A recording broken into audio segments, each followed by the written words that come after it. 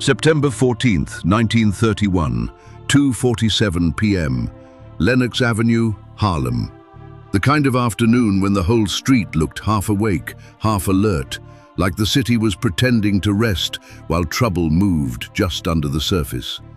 And in less than 10 seconds, a line would be crossed that no one in Harlem would forget.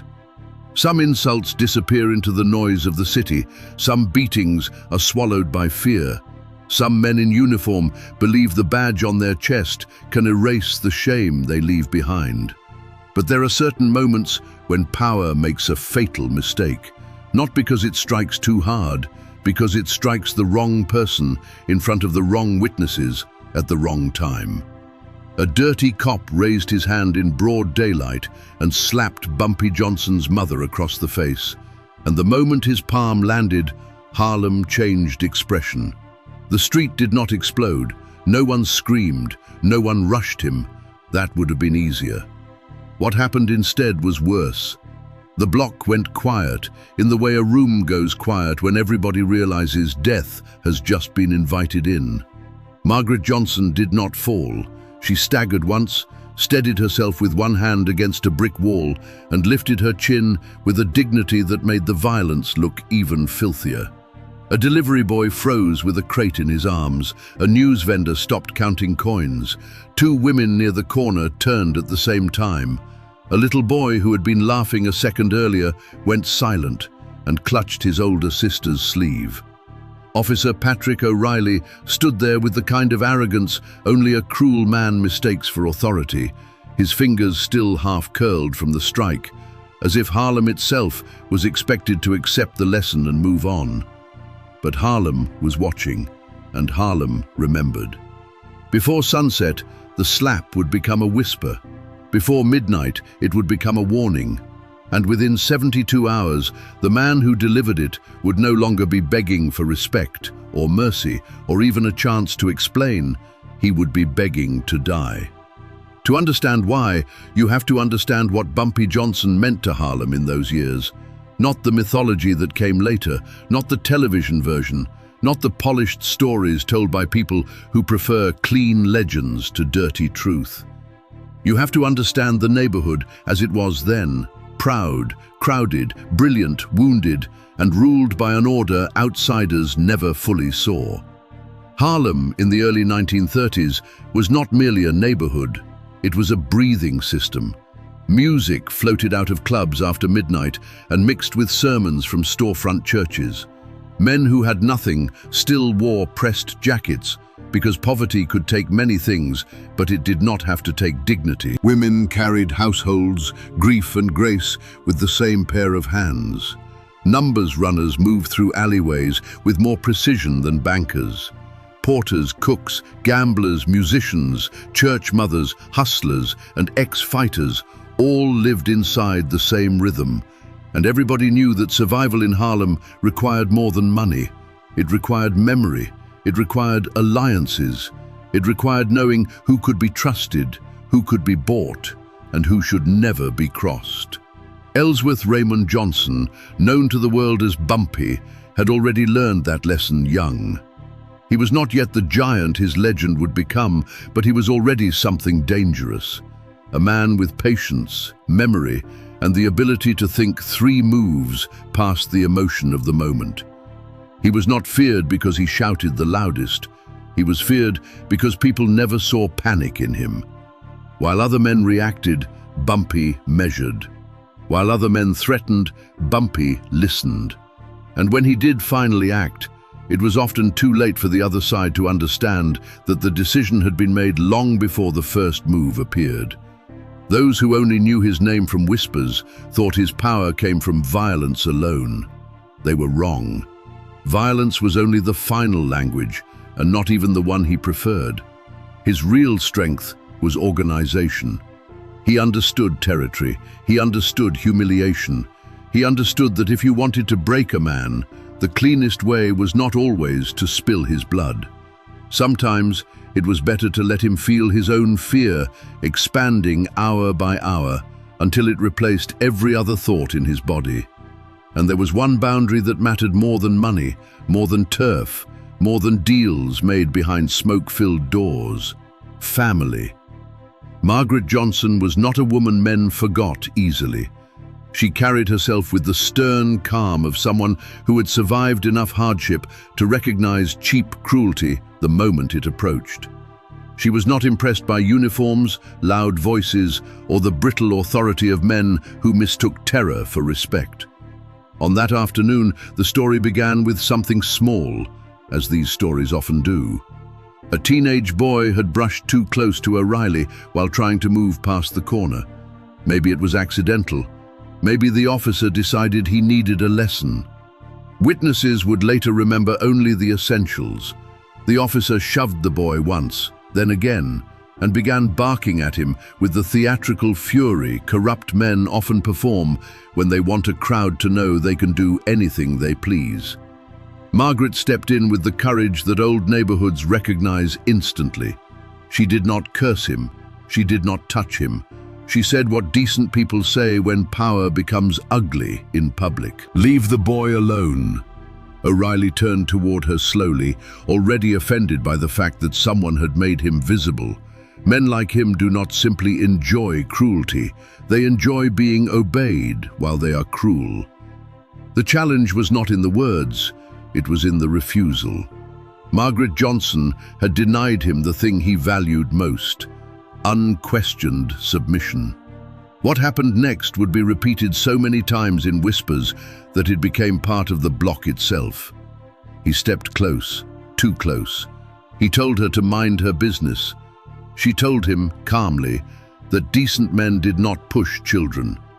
The street held its breath, and then, with all the contempt of a coward protected by a badge, Patrick O'Reilly slapped her hard across the face.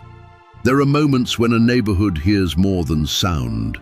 The strike echoed, yes, but what truly traveled was meaning. In one motion, he had not just humiliated an older black woman. He had humiliated the mother of a man whose name moved through Harlem like electricity through a wire. The officer did not know whose mother she was, or perhaps he knew and did not believe it mattered. Either way, ignorance was about to become the most expensive mistake of his life. Margaret did not beg. That mattered. She looked him straight in the eye, one cheek reddening, and said with terrible calm, "You should have left that hand at your side." It was not a threat in the dramatic sense. It was worse.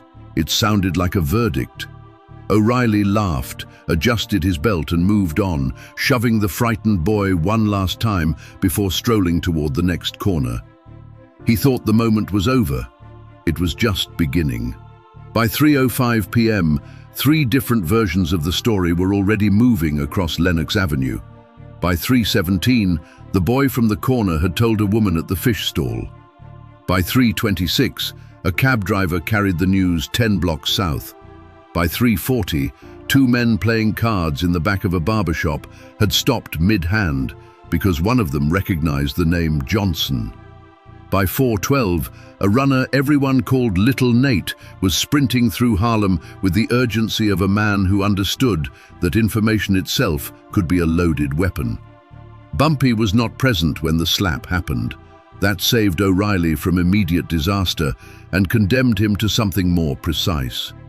At 4:31 p.m., Bumpy was in a narrow room above a gambling spot on West 135th Street, sitting by a half-open window, listening to a dispute over missing money that 2 grown men were too nervous to resolve themselves. Little Nate arrived breathing hard, coat open, face pale with the kind of fear that comes from carrying news no one wants to deliver. He did not need many words. "Your mother. Lenox. A cop." The room changed. One of the men stopped talking altogether. Another looked down at his shoes. Even the city noise outside seemed suddenly farther away. Bumpy did not leap up. He did not overturn the table. He did not curse. He simply stood very still and asked the first question that mattered. Did she fall? No. Was she bleeding? No. Was it witnessed? Everybody saw it. Bumpy turned to the window and looked out over the block for several long seconds. Those who knew him understood the danger of that silence.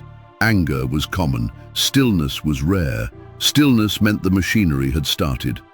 He went to see his mother before he went after the man. Margaret was in her kitchen when he arrived just after 5. A damp cloth rested against her cheek. The bruise had not yet darkened, but the skin was swelling. She had already heard versions of what people wanted him to do. Half the neighborhood expected gunfire by dark.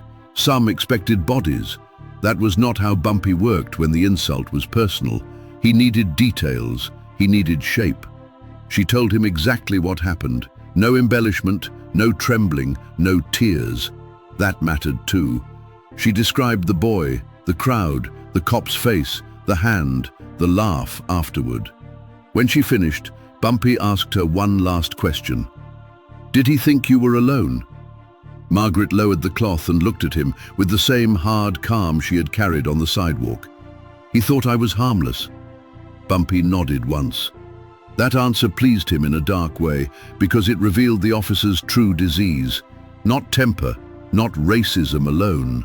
Contempt. The belief that certain people could be touched, insulted, broken, and then forgotten. By 6:02 p.m., Patrick O'Reilly had a name, a badge number, a patrol route, a preferred tavern, and a file of habits growing around him like a tightening wire. Bumpy did not need police records. Harlem had its own records. Shoe shiners noticed what men wore when they were nervous. Bartenders knew who drank on credit. Porters knew which officers took envelope money to look the other way. Cab drivers knew which side streets were used by men with secrets. Women at open windows knew who came home late and who left too early. In neighborhoods abandoned by formal justice, memory becomes its own intelligence system. That night, Bumpy called in favors, not with panic, but with order. "No one touches him," he said. "Not yet.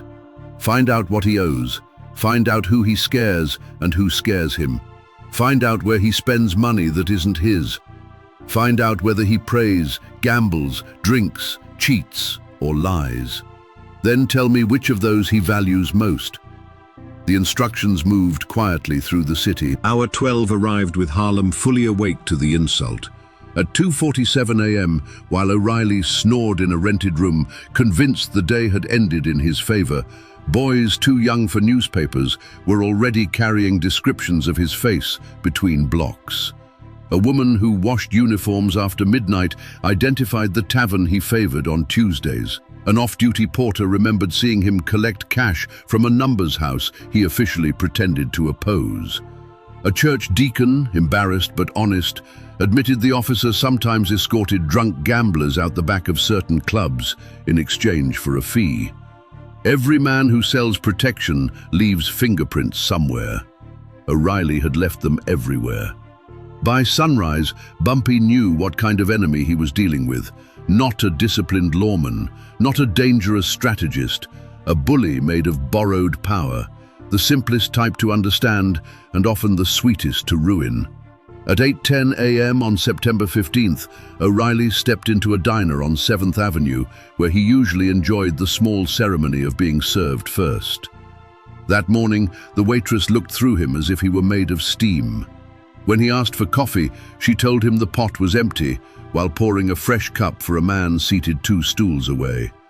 He frowned, muttered something ugly, and left a coin on the counter that nobody picked up after he walked out. At 10:25, he tried to shake down a delivery driver for the usual street money and was told the boss had changed policy. At 11:03, a bookmaker's runner who normally greeted him with terrified politeness pretended not to recognize him. At 1:16 p.m., he entered Murphy's Tavern and found his regular stool occupied by a tailor who did not move. The bartender, without once meeting his eyes, informed him that all tabs would now be paid in full and in advance. These things were small, insultingly small, but that was the point.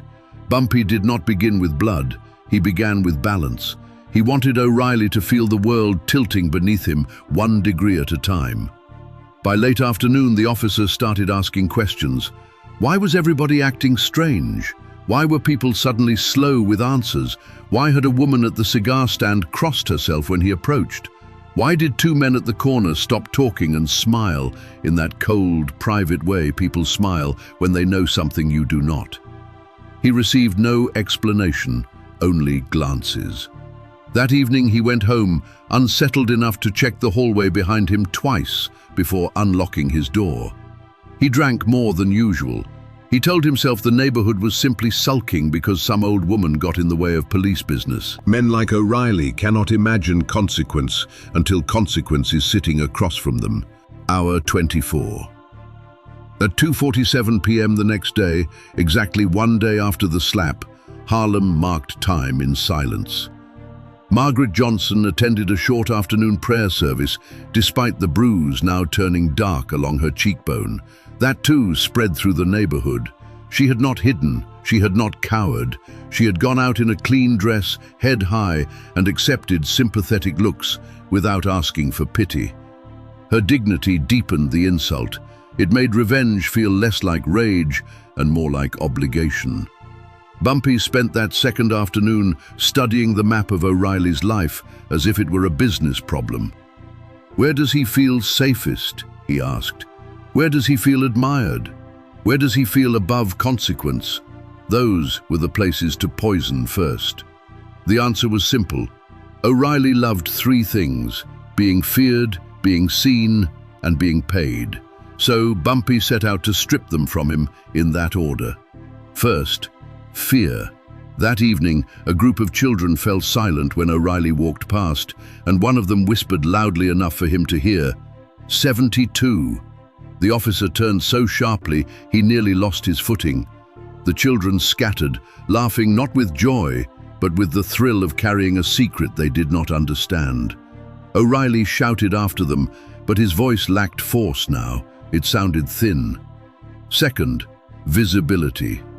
At 8:40 p.m., he entered a backroom gambling spot where men usually welcomed his arrival with fake warmth and quick envelopes. Instead, the dealer announced the game was closed. O'Reilly insisted it had been open a minute earlier. The dealer shrugged. Not anymore. Third, money. At 10:12, a man who owed O'Reilly a weekly cut failed to appear.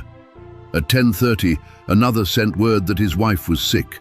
At 11:05, a third passed the officer in the street and kept walking with such deliberate disrespect that O'Reilly briefly considered drawing his baton. But he did not, because by then he could feel it. The air around him had changed. He was no longer moving through Harlem as a hunter. He was moving through it as a marked man. Back in his room near midnight, he found an envelope slipped under his door. No stamp, no name, only his badge number written across the front. Inside was a folded scrap of paper containing 6 words. You struck the wrong mother. Nothing else. He read it twice, then a third time. The room seemed smaller. For the first time since the slap, Patrick O'Reilly understood whose world he had stepped into. He tried to laugh it off. Men do that when fear first enters them. They insult it in hopes that it will leave. He crumpled the note and poured a drink with a hand that was no longer steady. But sleep did not come easily that night. Every sound in the hallway felt deliberate. Every floorboard in the building sounded like a signal. At some point before dawn, he rose from bed and checked his revolver. The gesture would have comforted him if he had not noticed that his fingers were trembling. Hour 36, September 16th, 6:15 a.m. The city was just beginning to yawn itself awake when O'Reilly walked out onto the street and saw a woman across the way staring at him from a second-floor window. She did not move when he looked up, she just watched. When he reached the corner, a milkman turned his horse cart slightly sideways, blocking the quickest route. At the next block, a blind accordion player, who usually tipped his hat in the officer's direction, played on without acknowledging him at all. The refusal of ordinary ritual can break a man faster than open threat. Every place where O'Reilly expected deference now gave him absence instead. And absence breeds imagination. Imagination breeds fear. At noon, he marched into the precinct with irritation disguised as confidence and complained that local businesses were becoming uncooperative. The desk sergeant barely looked at him. O'Reilly pushed harder, suggested names, demanded pressure. The sergeant finally asked a question that landed like a knife under the ribs. "Why are so many people saying you put your hands on an old woman?" O'Reilly froze. Not outwardly, but something inside him stuttered. "Who said that?" "Enough people." That was the first time institutional protection flickered. Corrupt systems shelter their own only while the dirt remains manageable. A public incident involving an older woman witnessed by half a block in a tense neighborhood already suspicious of police abuse was the kind of mess superiors preferred to keep at arm's length. Suddenly, O'Reilly was not merely a bully, he was a liability. He left the station angrier than before, but anger had lost its confidence. He spent the afternoon trying to reassert control. He barked at street vendors. He stopped two young men without cause. He shoved a drunk harder than necessary. Yet each act looked smaller than the last, because beneath them all was the unmistakable truth that he was performing for a crowd no longer impressed. Meanwhile, Bumpy was doing what frightened men rarely imagine their enemies doing. He was waiting. Waiting is power when the other side expects eruption. He spent the evening in a quiet room lit by a single lamp, reviewing everything Harlem had given him. O'Reilly had debts. O'Reilly had a married woman uptown who would not appreciate public attention. O'Reilly had taken money from both numbers men and small-time burglars. O'Reilly sometimes drank beyond caution and bragged too freely. Most importantly, O'Reilly believed that if matters ever grew truly serious, the uniform would rescue him. Bumpy decided the uniform would not be enough. That night, he sent out a second set of instructions. No blades, no guns. No one gets brave on their own. He comes to us by the weight of his own fear. This is the difference between chaos and design. Anyone can attack a man. It takes discipline to shape the road so that he walks into his own punishment, believing he still has choices. Hour 48, September 16th, 2:47 p.m. 2 full days after the slap, O'Reilly was no longer striding through Harlem. He was scanning it. He watched windows, he checked corners, he shortened his pauses. He kept one hand near his holster, even when buying cigarettes. The neighborhood noticed all of it, and every sign of fear fed the story growing around him. By now, the tale had transformed. In barbershops, the slap was described as louder. In beauty parlors, Margaret's stare after the strike had become almost holy.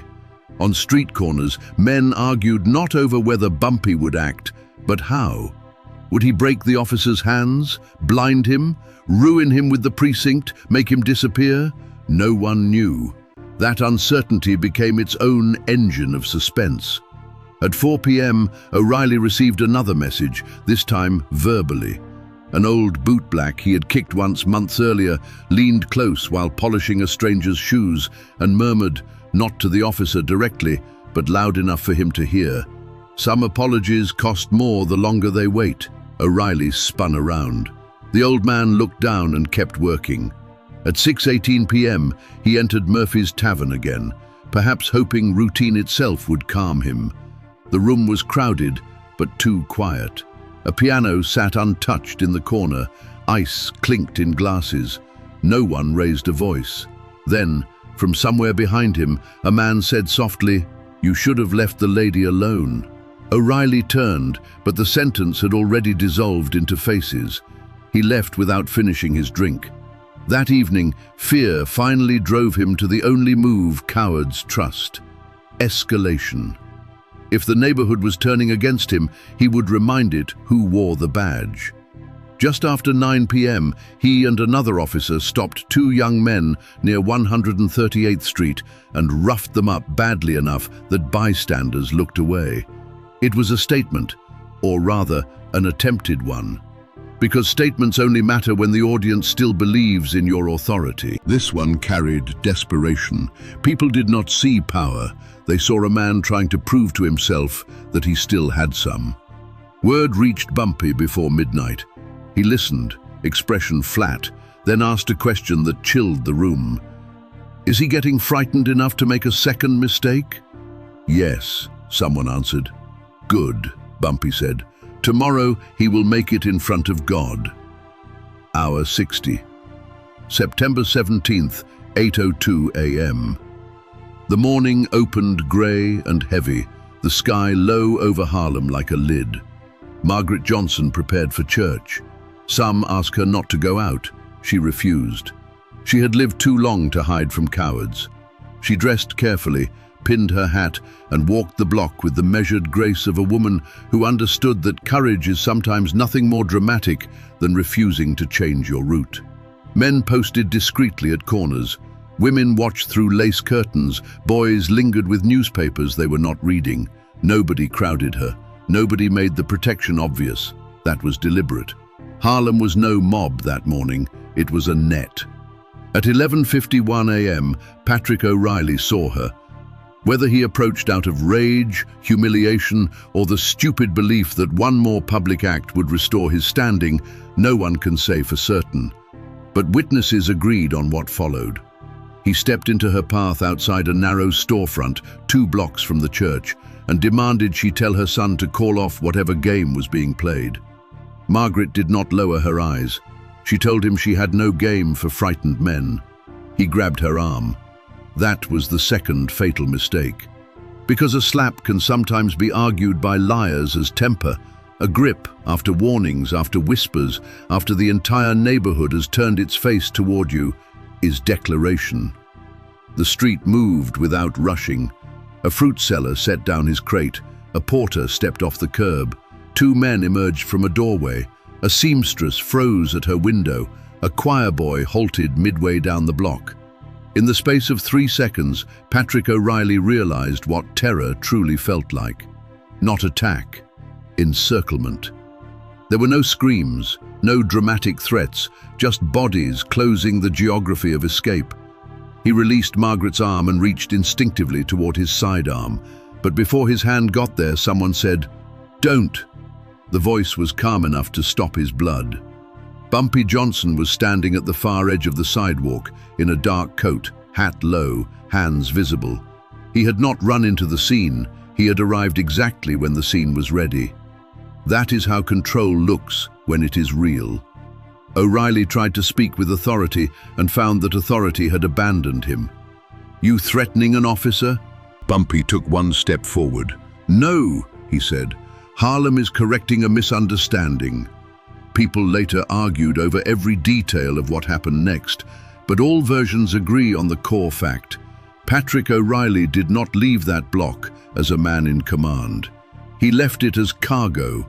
He was not beaten in the street. That would have been too simple, too public, too satisfying, and Bumpy was no fool. Public revenge feeds headlines. Controlled revenge feeds legend. O'Reilly was disarmed, turned, and walked, whether by force or terror, through a side entrance into the back of a shuttered storage building that smelled faintly of wood polish, damp paper, and old smoke. Inside was a chair, a table, a pitcher of water, a cracked mirror propped against the wall. Nothing else. That room became the longest hour of Patrick O'Reilly's life. Bumpy entered last and closed the door behind him. Not hard, gently. Outside, the city continued in muffled fragments. A distant truck, a woman calling to a child. Somewhere far off, a radio leaking trumpet through a window. All of it ordinary, which made the room feel even worse. O'Reilly sat because his knees had stopped negotiating with him. He tried to summon anger again, tried to threaten arrests, warrants, consequences. But each sentence collapsed under the weight of the obvious.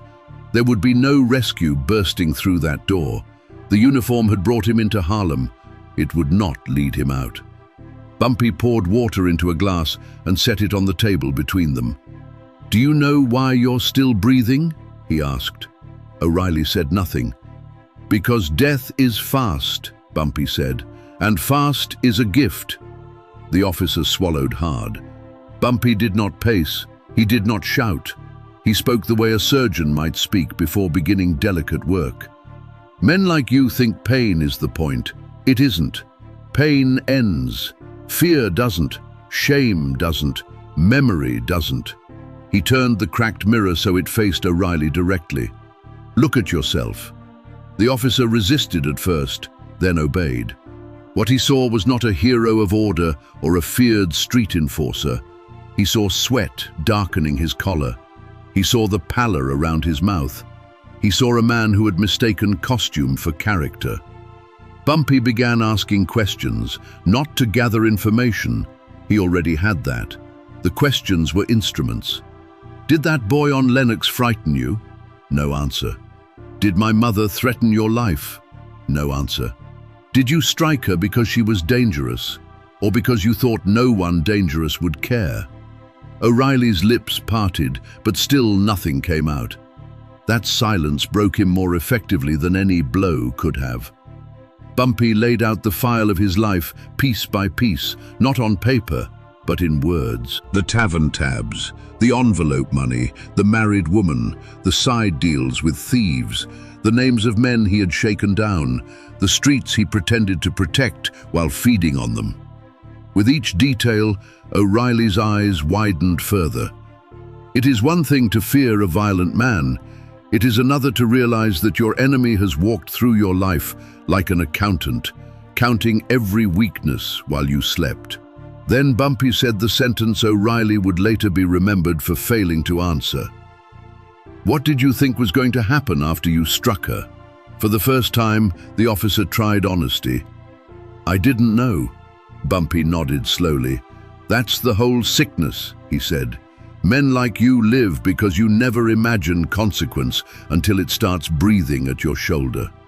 Outside the room, time moved. Inside it, time thickened. O'Reilly's bravado dissolved by degrees. First went the threats, then the posture, then the outrage.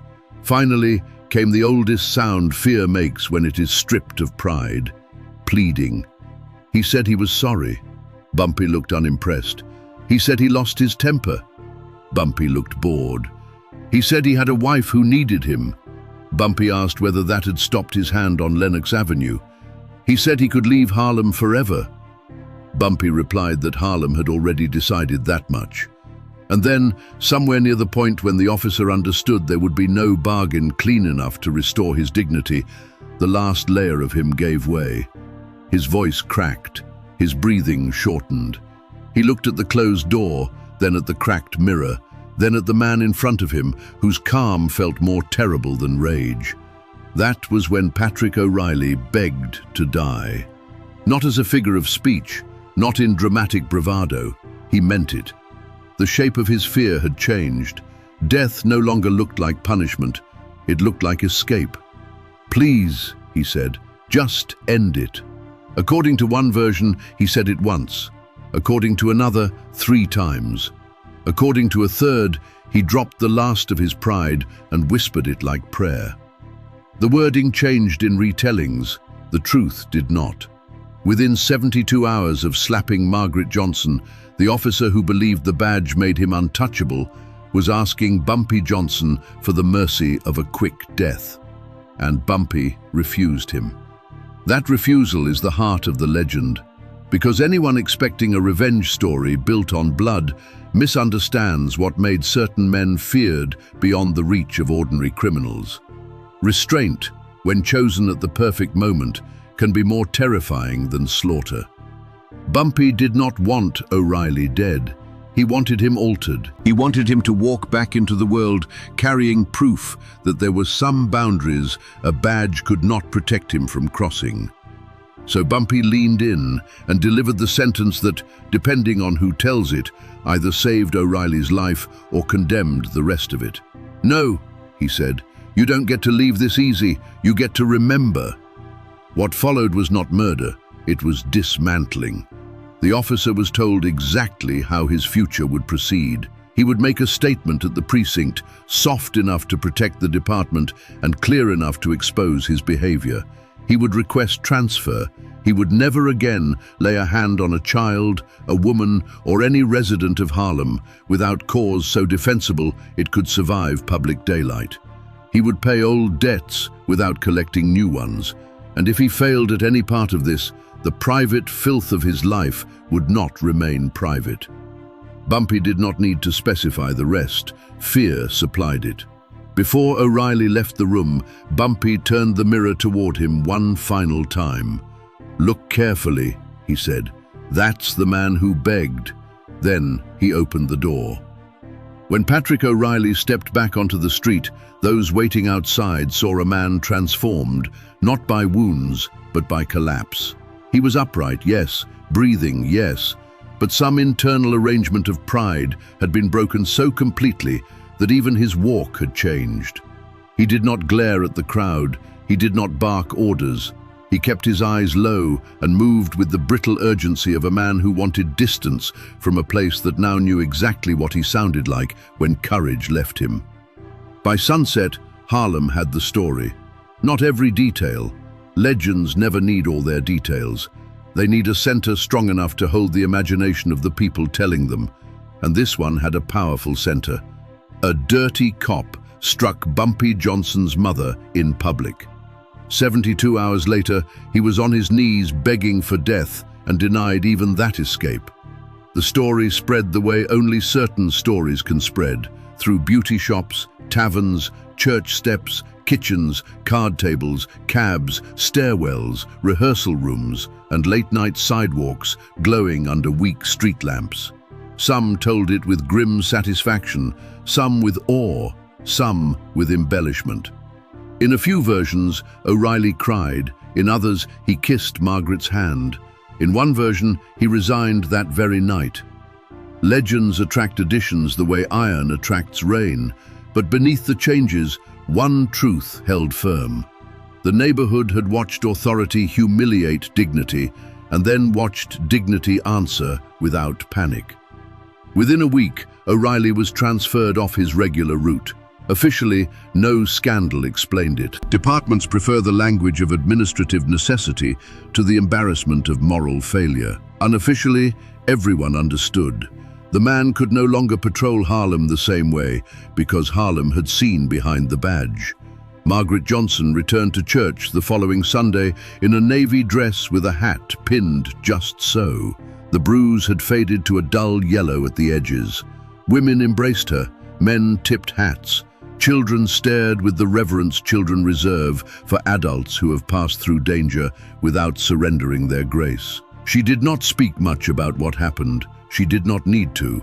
Some victories are most powerful when carried quietly. As for Bumpy, he did not celebrate. That too mattered. There was no parade of triumph, no loud retelling from his own mouth. He went back to business, back to the endless mathematics of survival, loyalty, money, and territory. Because for men like him, legend was never something you announced. It was something other people built around the spaces you left behind. Years later, when versions of the story were retold, listeners often focused on the payoff. The cop begging to die, the denial of mercy, the perfect 72-hour clock. But those who understood power listened differently. They heard a lesson about sequence. First, witness, then memory, then discipline, then fear. Only after that comes judgment. That is why the story endured, not simply because it was cruel or satisfying or cinematic. It endured because it reversed a familiar order. Usually, authority humiliates ordinary people and the city moves on. In this story, humiliation did not vanish into routine. It was catalogued, measured, returned with interest. The slap was public, but so was the answer. Not in spectacle, in transformation. And that transformation rippled beyond one cop. Street officers grew more cautious for a while around certain blocks. Not kinder, not suddenly just, but more cautious. Tavern owners whispered less nervously when uniformed men came through demanding free drinks. Boys on corners learned that even the smallest act of witness mattered, because stories become power when enough people carry them intact. Women who heard what happened to Margaret Johnson heard something else too. Dignity had not gone unanswered. Of course, no neighborhood is redeemed by one act, no matter how legendary. Harlem still had hunger, raids, betrayals, and the daily insult of systems designed to feed on black life while pretending to police it. But stories like this did something systems hate. They reminded people that fear was not a one-way transaction. That may be the deepest reason O'Reilly begged to die. Not because he believed Bumpy would kill him, because for the first time he felt what he had been selling to others: helplessness, exposure, the collapse of borrowed power. He had built his swagger on the assumption that consequences belonged to other people. In that room with the cracked mirror, he discovered that consequences can have memory, patience, and a human face. There is another reason the story matters. Revenge tales are usually told as celebrations of violence. This one is more complicated. It is a story about restraint wielded like a blade. Bumpy chose not to turn the officer into a corpse, though he could have. Instead, he turned him into evidence. Evidence that brutality can boomerang. Evidence that communities dismissed as powerless are often holding quiet systems of communication, observation, and judgment invisible to outsiders. Evidence that the most complete defeat is not always physical. Sometimes it is psychological. Sometimes the worst fate for a cruel man is to survive with the sound of his own pleading trapped in his memory forever. And somewhere inside that lesson sits Margaret herself, the still center of the entire tale. Because the truth is, none of this begins without her refusal to bow. She was the first act of resistance, before the network of watchers, before the coded whispers, before the strategy and the reckoning. There was an older woman standing on a Harlem sidewalk with a burning cheek and an unbroken stare. She did not give O'Reilly the satisfaction of fear. She gave him something far more dangerous, a clear memory of his own disgrace. Maybe that is why the story lingered so strongly in Harlem memory. It was not only about a feared man protecting family honor, it was also about a mother whose dignity set the tone for the revenge that followed. Bumpy's answer was calculated, yes, but the moral center belonged to Margaret. Her composure defined the scale of the insult. Her courage made the neighborhood feel responsible for the answer. By the time the years rolled forward and newer names, newer wars, and newer myths crowded the city, the old-timers still kept certain stories polished. Not because every detail could be proven in court, but because emotional truth has its own archive. They remembered the summer light on Lenox, the sudden silence after the slap, the speed with which whispers became warnings, the way a bully's confidence can rot when an entire neighborhood decides to stop acting afraid. If you listen closely to stories like this, beneath the revenge and reputation, you hear the same warning over and over. Power is never as secure as it feels in the hand of a coward. Some men think they can strike the vulnerable and return to dinner. Some uniforms think they can borrow the law to disguise personal rot. Some people mistake silence for surrender, but silence is not always surrender. Sometimes silence is inventory. Sometimes silence is a city counting. Sometimes silence is 72 hours of doors closing one by one around a man too arrogant to hear the locks turning. Patrick O'Reilly learned that too late. He thought he had slapped an old woman and moved on. What he had really done was challenge the memory of Harlem, insult the discipline of a patient enemy, and expose himself as the kind of man who only feels tall when someone else is forced to stand still. 72 hours later, stripped of swagger, of certainty, and of the illusion that his badge could rescue him from consequence, he discovered the final truth reserved for men like him. The hand you raise in arrogance may not be the thing that destroys you. It may be the memory of the face that looked back at you without fear. And in the end, that is why the legend survived. Not because a cop suffered, not because Bumpy Johnson won, but because Harlem, for once, did not let humiliation vanish into dust. It held it in the light. It carried it from mouth to mouth. It organized around it. And when the answer came, It came with the one thing cruel men never prepare for: patience. That is what broke him. Not the room, not the silence, not even the fear of death. Patience. The patience of a son who understood timing better than rage. The patience of a neighborhood that knew how to watch. The patience of a mother who refused to bend. And for the rest of his life, whether Patrick O'Reilly admitted it or not, there was almost certainly one sound he heard whenever the city grew too quiet. Not the slap. His own voice in that dim room asking for a quicker ending than he had ever given anybody else. That is how some men become legends, and that is how other men become warnings.